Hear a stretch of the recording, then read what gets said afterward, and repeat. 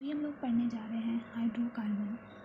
तो हाइड्रोकार्बन जो है मेनली अगर हम लोग दो पार्ट में उसको डिवाइड कर सकते हैं, एलिफेटिक और एरोमेटिक। एलिफेटिक का मतलब होता है जो कि नॉट एरोमेटिक, यानी कि जो एरोमेटिक नहीं होता है।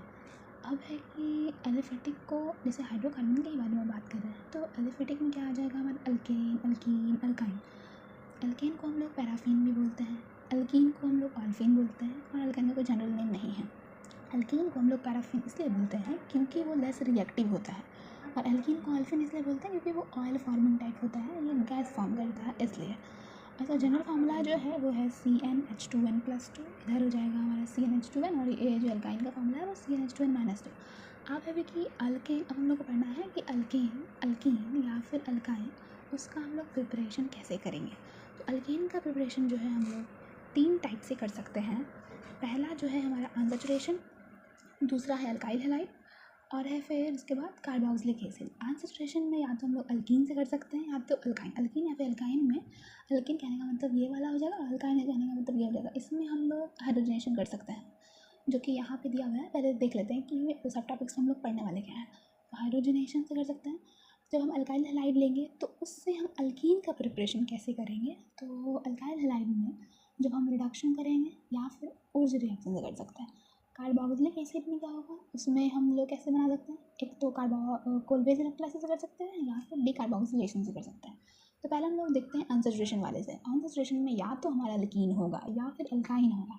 उसमें हम जब लोग हाइड्रोजनेशन करेंगे, मतलब H2PDPT लो या फिर निकल, अगर हम लोग निकल लेते हैं तो उसमें हाई टेम्परेचर का रिक्वायरमेंट होगा। तो ये अगर हम ऐड करेंगे तो ये हमारा जो है जितना भी ये अनसैचुरेशन यानी कि डबल बॉन्ड है या फिर ट्रिपल बॉन्ड है, ये वाला हट जाएगा और इसमें जो है हाइड्रोजन लग जाएगा।